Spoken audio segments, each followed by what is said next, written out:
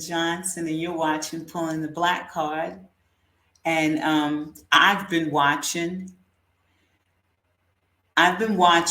white privilege in full display. That's why I named this Stephen A. Smith is licking the boots of Jerry Jones while Jerry Jones has no regrets. You know, white privilege in full display. And that's what I'm watching when I watch what's going on with him. And the stark difference on how the media and everyone treated Kyrie Irving. And they have a picture of this dude. Yeah. He's right there. Got a good picture of him. And I listen, people are saying he was only 14 and 15. He didn't know any better. He didn't know. Let me tell you, there are Black children, 14 and 15, in jail for life. And nobody says they were so young, they didn't know what they were doing. But Jerry Jones, being a white, rich man, is giving what Black people very rarely get, the benefit of the doubt. That's what he's getting. He's not getting persecuted. He's not getting canceled. He's given the benefit of the doubt. And there you can, he owns a team in a sport that is predominantly Black. So we're supposed to just take Jerry's word, which he hasn't said that he's not a racist. We're supposed to just take him on his word. What's wrong with that? That's what we're supposed to do. Kyrie Irving said over and over again that I'm not anti-Semitic. I can't be. I know who I am. Where's the classes this white man's going to go through? Where's the sensitivity classes?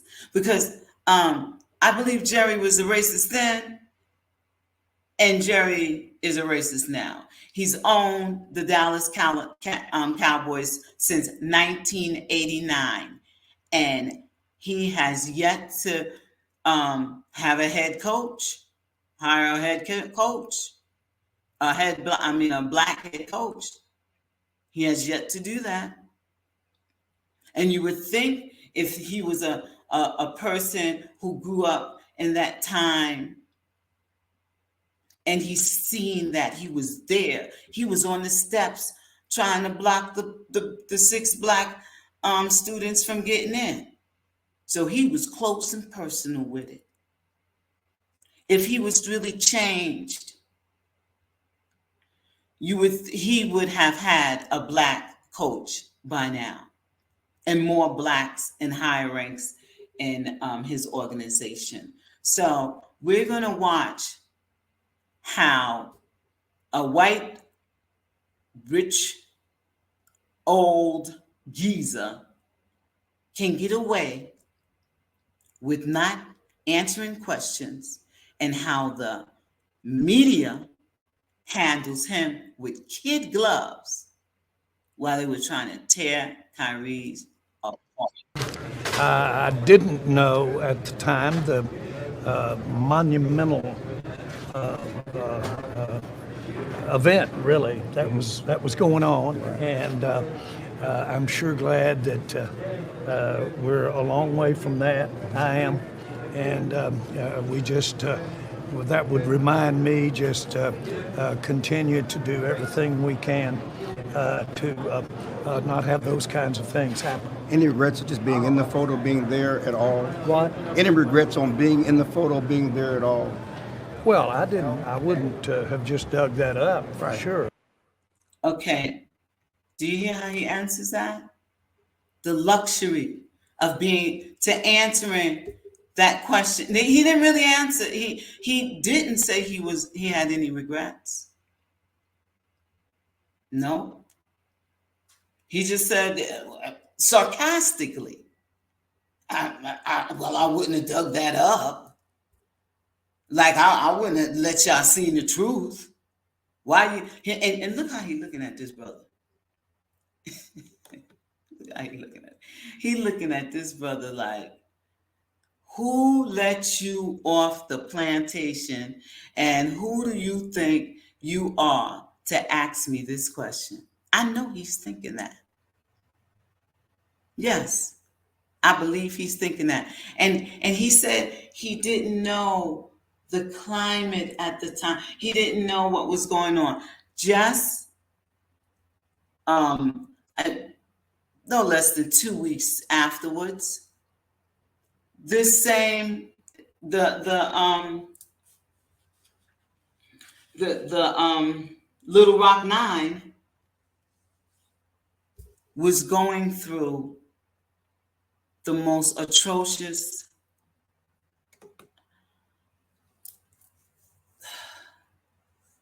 behaviors from white people, spitting on them. They got spat on, terrorized, had to get the National Guard out there. They were gearing up for this to happen in these schools in Arkansas. And so he knew what was going on.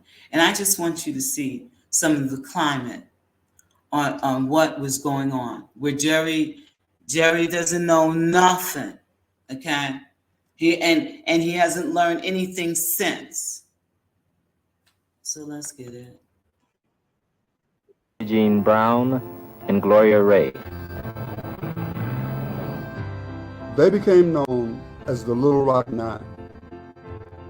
The 1954 Supreme Court ruling on Brown versus the Board of Education found segregation of schools unconstitutional. But as the Little Rock Nine approached the high school, segregationists swarmed the campus. Got no business out here. This is our school, not theirs. They have their own. As the violence escalated, one schoolgirl, Elizabeth Eckford, was threatened by an angry mob chanting, "Lynch her, lynch her." President Dwight Eisenhower intervened in Little Rock and set a precedent for our nation as a whole.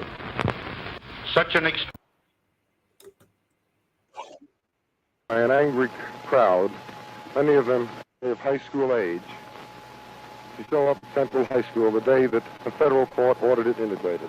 She was followed in front of the school by an angry crowd, many of them shouting epithets at her. Well, it has to be the most frightening thing.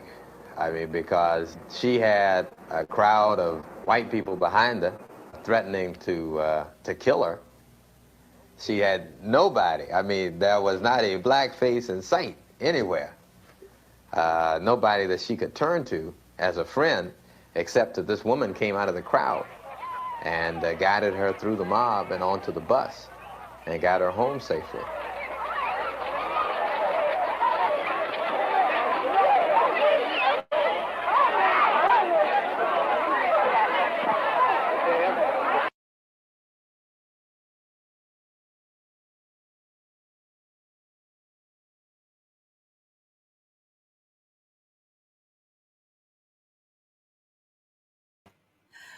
Like they say, a broken clock works, may tell the right time at least once a day.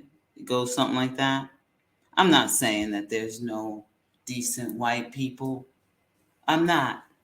And I'm glad she was there. Because in this woman's heart and soul, this woman who helped guide Elkridge to the car, this brave young woman, incredible, and guided her to safety. She has a good heart, and probably as she aged, hopefully, it even got more open.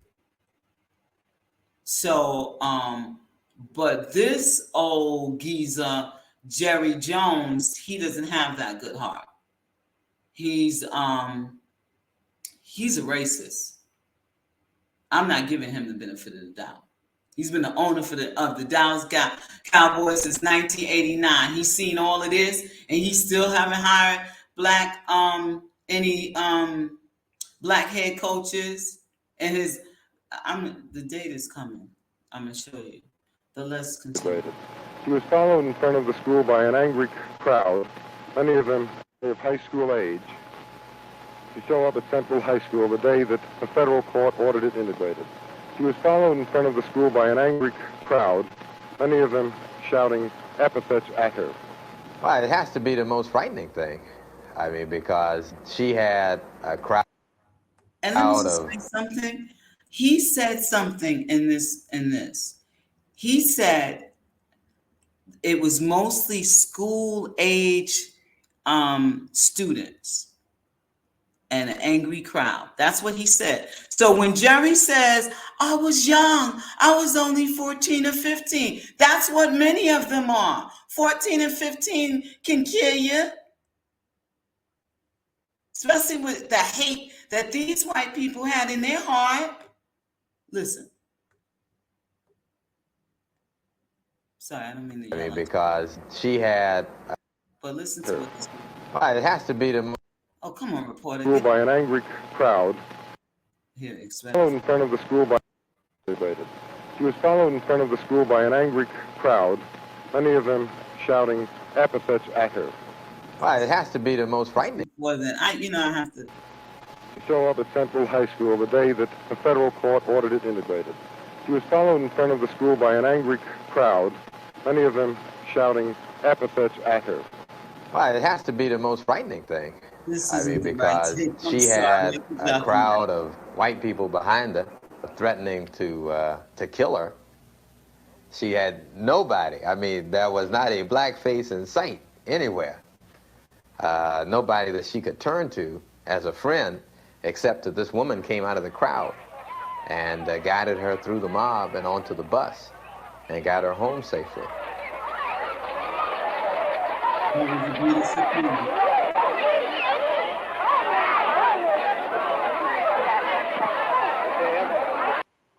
Look at the fear. And this man talking about he don't know. He didn't know it was going to be like that. They were gearing up for this. Let's finish up with this guy. Because he thinks it's a joke. Had any idea, frankly, what was going to take place. You didn't. We didn't have all the last 70 years of reference and all the things that were going, and so you didn't have a reference point there. Still, I've got a habit of sticking this nose in the right place at the wrong time. Did you get in trouble with your coach or being? I sure did. Now see that right there. When I hear this reported woman, I don't want to call her a bitch, so I'll call her an ignorant, dumb ass skank. I hope that's better. And she's playing with him. If that was a black athlete up there, if that was Kyrie Irving, she'd have been all over him like a cheap suit. But with him, she asks this lame, insignificant question, and he thinks it's funny. And the brother's look at the brother. The brother's like, what, this white man is lying. Let me watch him when this white woman asks this stupid ass question that she thinks is cute. And I hear in her voice that she's younger. So a lot ain't changed with this kind of slave master mentality. Did you get in trouble with your coach or being? I sure did. What was the punishment? Well, I was young. Who cares what the punishment was when he was, man, he just making that up anyway. And she's taken something that is really, this is how little they think of Black people. That this is something, him being in that picture and him throughout the years not hiring a lot of Blacks in his organization, and definitely not a Black coach. That maybe, I ain't no maybe, the racism from when he was 15 done trickle down all the way to 80. It's probably setting real good now. It done marinated. And she asking this dumbass question. And he thinks it's funny. Sophomore trying to make the team, and they kicked my ass. Jerry, it came after the Little Rock situation at Little Rock Central, though, right? That photo and that incident. Excuse me? That incident came after the situation at Little Rock Central. Well, that was North Little Rock, right, which was literally just 2 or 3 miles away. Was it the same day as Little Rock? You see, he's deflecting. The brother is trying to stay on point.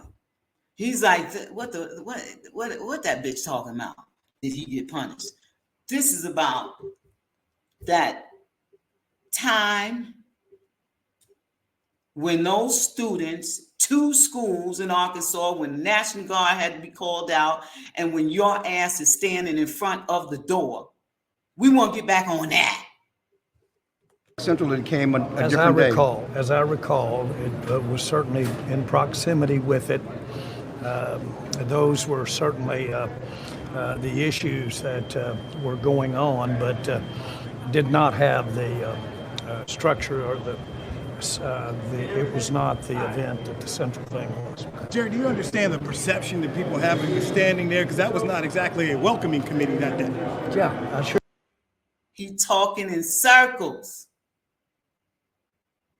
Circles.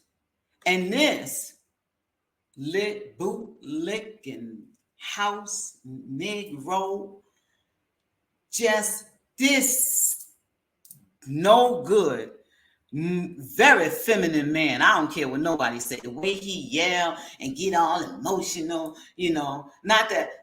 Well, yeah, we women, that's a quality of ours. Ain't nothing wrong with saying that we're emotional. I don't understand. Some women don't like it. I'm not emotional. I'm a woman. Okay, I got certain hormones in me that make me emotional. Now, I'm not gonna get so emotional that out of my head. Got to keep your head. But this man don't remind me of an uncle. He remind me of an auntie. I can't stand Stephen A. Smith. He is a plant that was put there. Well, you know what? He's still a slave. He got that slave mentality. And they put him there so the white people that sit around him, they can't say what he can say. And he ready to say it any chance he can get. This is the same man that said that when he wake up in the morning, what I'm paraphrasing, but this is pretty much what he said.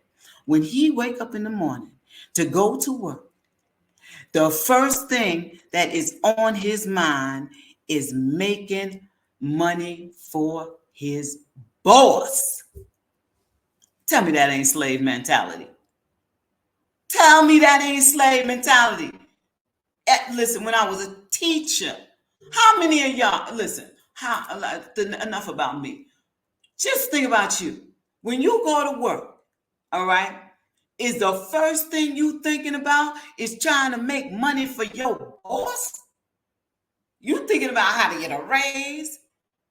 You thinking about your family, feeding them, clothing them, giving them shelter? But this jigaboo, house Negro, sorry, YouTube. Even though I should have the right to say it, but I really don't use this word that much. But, talking about these people, they just, listen, this man came out swinging, okay? Windmilling for Jerry Jones. Whenever chance he can get, he's trying to talk about and belittle the basketball players who are in the game when he was never a good player, couldn't make the cut, but he's sitting up there with his whiny ass, bitch, loud ass mouth talking about other black players. A white player, I think, could go out and become a serial murderer. He'll make up an excuse for his white ass. But if a black player just get caught with weed, he acting like he should be executed, or at least take his job taken away. Okay, so this house nigga, L House had Malik El Sabaj, Malcolm X said it better than anybody. This is this man all day long. There was two kinds of slaves. There was the house Negro and the field Negro. The house Negro, they lived in the house with master. They dressed pretty good. They ate good because they ate his food because he left. They lived in the attic or the basement, but still they lived near their master. And they loved their master more than the master loved himself. They would give their life to save their master's house quicker than the master would. The house Negro, if the master said, we got a good house here, the house Negro would say, yeah, we got a good house here. Whenever the master said we, he said we. That's how you can tell a house Negro. If the master's house caught on fire, the house Negro would fight harder to put the blaze out than the master would. If the master got sick, the house Negro would say, what's the matter, boss? We sick. We sick. Okay, that's Stephen A. Smith all day. This man, I have him up here. I'm going to play what he said. And this man is just so outraged that people could come after Jerry Jones. I've never seen him speak up for a brother like this. He'd stand his ass and play it. I'm pretty pissed off. And let me say this. I'm pissed off, but not for reasons that people would think. I'm very, very fond of Jerry Jones, and I'm not hiding that from anybody. Is his record perfect? No. But I'm pissed off because he doesn't deserve what just happened. He doesn't deserve it. One report, our report, said he was 14 years old. Another report said he was 15 years old. At minimum, that's 65 years ago. You're going to bring up a picture of Jerry Jones standing at this protest. No question what was happening is not something that anybody as a black person should be appreciative about. We had 6 students at that particular North Little Rock High School that was trying to desegregate the school. No one should be okay with it. Nobody should be okay with that. Regardless of We race. understand that. We get all of that. We also understand what we as black people and as black folks, black men have to deal with. And by the way, to some degree, we still deal with a lot of things, and we all know it.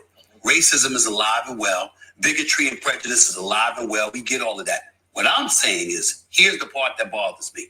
You want to get on Jerry Jones and his track record, fine. In 2003 or so, you know what? You should have hired. Dennis Green shouldn't have got an interview on the phone. It should have been an in-person interview. Right. You should have followed the letter of the rule of the law as it pertains to the Rooney Rule. He wanted Bill Parcells, universally recognized one of the greatest football coaches we've ever seen. It was clear he wanted Bill Parcells. Nobody else was going to have a chance of getting that job. That's what he wants to do. You want to malign him for that? Fine. You want to point out that he's one of 7 black NFL owners that's never hired an African-American as a head coach? Fine, do all of that. Attack him for that. Go ahead, no problem. I see a plethora of African-Americans employed by him. I see black players who played for him who rave about this man and what he's done for them on a personal level. But if you want to go by his hiring record when it comes to head coaches, No problem. Can't go to executive route because we know it's him. You say he want to be the president, the GM, the owner. He want to do everything. And then he's got his children that he leads on as well. So he can't go to executive route. But you want to get on him about the head coaches? Fine. But you going to bring up a photo of him when he was 14, 15 years old? Do you hear this? This house nigga? Negro. This house Negro. Y'all hear him, right? This man was outraged. Outraged. He and what's so ironic? He contradicts his own self. He contradicts his own self because he's listing all these racist things that he's saying if we should be upset, that's what we should be upset. He went, it was a laundry list of racist actions. But he wants us. He wants us to forget this. How can we? What this tells, this just solidifies what we already knew. Because you heard the laundry list of things. So that's what that did. And Stephen A. Smith will do anything for money.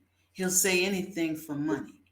He is put in that seat for a reason. To demean the black players and to lift up and magnify the average white player. And if the white player gets in trouble, he's there to put that fire out too. And here's some data. Okay, as they say in South Africa, here's some data. Data. The plays and who executes them. And this is a case where the numbers just don't lie. Here's obviously the makeup of the league. 70% of the league is made up of players of color. It's pretty clear. Now look at the distinction of head coaching ranks. See, 70% of the players are of color. 3 out of 32 head coaches right now are of color. 26 of the current head coaches, so there's still some vacancies, belong to white men. Now let's take a look at why this is. For the last 10 years, the NFL has tried. They've had the Rooney Rule. The league has tried to encourage these owners to essentially do better.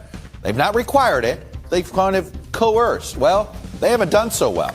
Among head coaches in the last decade, there's been 51 white head coaches, just 11 of color. General managers, the ratio is about as poor, 31 overall, just 6 of color over the last decade. And if you look on the coordinator level, among offensive coordinators in particular, it's a terrible ratio. And guess what? It's offensive coordinators that are suddenly getting all of the head coaching hires these days. It's slightly better among defensive coordinators, still though, 2-to-1 basically, white to non-white when it comes to those there. And then look at coaches overall. One of the problems here for coaches of color is they don't have family ties in the league. Of the 792 coaches, basically more than 10% of them have relatives, are related to other coaches in the NFL. And look at it among head coaches. A third of NFL head coaches are related to other coaches. As you know, one of the coaches is the grandson. In the Super Bowl this year is the grandson of a former NFL coach. This is what, so the NFL seems quite racist. That's the first thing. And Stephen A. is like, oh, but he hires a bunch of black players.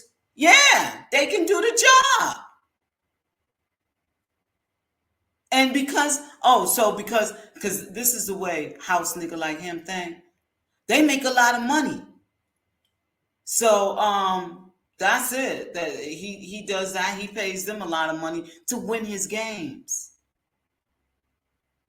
But he's not going to put any black coach. He is probably so arrogant, he probably won't even put one in after he's been literally found out to be the bigot that he is. No benefit of doubts over here. And pulling the black card. We don't, okay. I already knew it. We already knew it. That picture just solidified it. Just said that hatred and that racism been in his wrinkly, almost dead-like looking body. I want to thank all my new subscribers. And I want to grow this channel, and I hope y'all want to grow with me. And so if you could, like my son said, Ma, you got to remind them to hit the like button and to subscribe. You're supposed to do it at least 2 times during the video. I told him I get into talking, and man, I forget about that. I could even put it in the corner somewhere with this thing, but I am trying to grow the channel, and I hope you like the content, and I thank you for all the information you all sent out to me about my awakening, and I love you all. So, like I always say, because we can't let nobody bring us down and stop us from loving. So go out and love somebody. It's for free. And we're going to see if Jerry Jones paid any kind of price and have to go to some sensitivity classes. Go out and love somebody. It's for free.